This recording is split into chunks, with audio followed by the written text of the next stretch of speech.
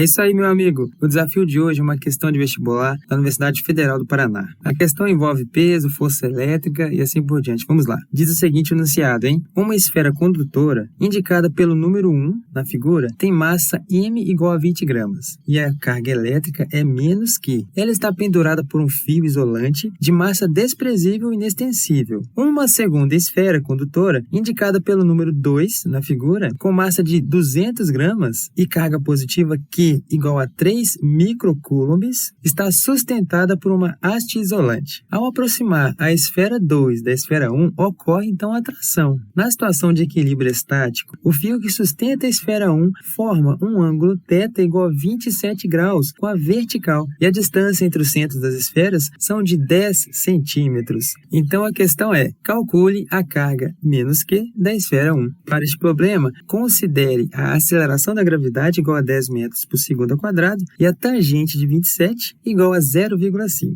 Vamos rever então a situação do problema e também o layout da figura do exercício. Na figura, do lado esquerdo, nós temos sustentado por uma haste uma esfera positiva mais Q de 3 microcoulombs. E do lado direito da figura, nós temos uma esfera que está presa sobre um fio inextensível, desprezível, de massa desprezível, que está em equilíbrio estático, como se diz, pendurada, sendo atraída pela esfera 2 que está à esquerda. Ou seja, nós temos uma força elétrica de atração que mantém essas duas esferas no momento e na posição que elas estão. Para resolver a situação, é interessante desenharmos a esfera 1 e traçarmos vetores que representam as grandezas envolvidas na situação. Para começar, eu coloco um vetor na esfera 1 horizontal para a esquerda que representa então a força elétrica de atração sobre a esfera 2. Essa esfera 1 tem massa. Então, coloco, representando nessa situação, um vetor vertical para baixo que vai representar o peso da esfera. Como a esfera está pendurada sobre um fio, fazendo 27 graus Celsius com a vertical,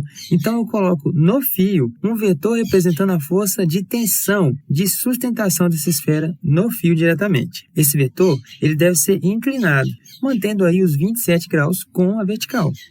Mas percebam, ao desenhar essa esfera 1, eu preciso considerar vetores que vão anular essas forças aí na vertical e na horizontal que já foi citado. O vetor na horizontal que vai anular a força elétrica tem que ser um vetor com o sentido contrário para a direita, relacionado com a tensão que o fio faz sobre a esfera. No entanto, eu preciso decompor esse vetor da tensão. Ao fazer o desenho, eu percebo que aparece para mim um triângulo retângulo, em que o ângulo mais agudo desse triângulo, θ igual a 27 graus, ele está oposto a este vetor que se equilibra com a força elétrica. Então, esse vetor, na verdade, é um cateto oposto ao ângulo de 27 graus, e para que eu ache o valor dele, eu preciso multiplicar a tensão, que é desconhecida, vezes seno de 27. Da mesma forma, eu faço análise com outro vetor que está equilibrando com peso na vertical. Para entender esse vetor, na verdade, ele é a decomposição do vetor tensão, que está inclinado, paralelo ao fio inextensível. Como esse vetor vertical, que está em equilíbrio com o peso,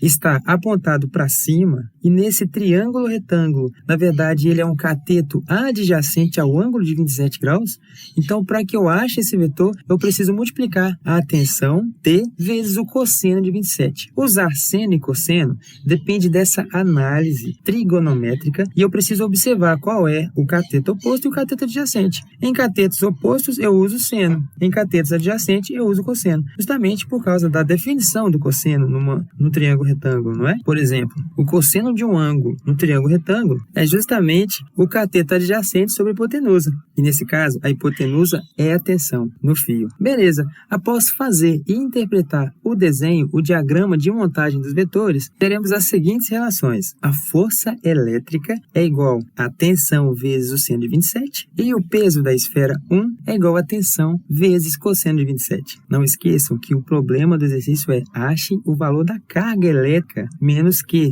Nessas últimas relações citadas, aonde que eu vou achar uma carga decompondo algum tipo de grandeza relacionado? Seria na fórmula, na expressão em que eu tenho a força elétrica, já que força elétrica está relacionada com lei de Coulomb. E a expressão da lei de Coulomb me dá as cargas envolvidas, já que lei de Coulomb é força elétrica é igual a constante de Coulomb vezes uma carga 1 vezes uma carga 2, dividido pelas distâncias entre elas ao quadrado. Então, nós vamos isolar na segunda expressão, peso é igual a tensão vezes cosseno de 27, a tensão T. E vamos substituir o resultado desse isolamento na primeira expressão da força elétrica. Então, o raciocínio de isolamento é o seguinte: o peso é igual a tensão vezes cosseno de 27. O peso exatamente eu não tenho. Eu tenho a massa e a gravidade. Então, no lugar de peso, eu já posso colocar m vezes g. M vezes g é igual a tensão vezes cosseno de 27. Agora sim, isolando T, eu tenho que a tensão é igual a massa vezes gravidade dividido por cosseno de 27. Isolei a tensão na segunda equação. Agora eu pego esta relação e substituo na primeira equação, que é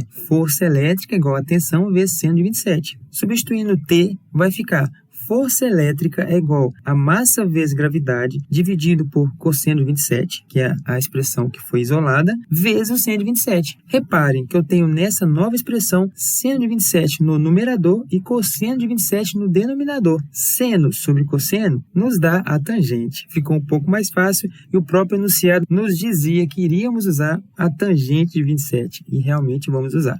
Então, a nova relação ficou assim: força elétrica é igual a massa vezes gravidade vezes tangente de 27. Mas ainda não me ajuda. Eu ainda não tenho a grandeza Q, a grandeza carga na expressão para que eu encontre. Então, eu preciso substituir no lugar de F, força elétrica, a expressão da lei de Coulomb. Então, vai ficar o seguinte: K, que é a constante de Coulomb, vezes o produto das cargas, dividido pela distância entre elas ao quadrado, é igual a massa vezes gravidade vezes tangente de 27. Com essa expressão toda, eu vou isolar o Q em um lado da igualdade e passo tudo para o outro lado, ficando da seguinte forma: Q é igual a massa vezes gravidade vezes tangente de 27 vezes distância ao quadrado, que antes estava no denominador, do outro lado da igualdade passa para o numerador, divido tudo isso por constante de Coulomb, que também mudou de lado de igualdade, vezes a carga Q. A carga Q conhecida. Gostaria de observar, não sei se eu fui claro, mas a carga Q que nós estamos procurando é exatamente a carga da esfera 1, onde traçamos todos os vetores, ok? Substituindo então na equação, a massa é 20 gramas, que é a mesma coisa que 20 vezes 10 a menos 3 quilogramas, usando o sistema internacional, vezes a gravidade, que é 10 metros por segundo ao quadrado, vezes a tangente de 27, que é 0,5,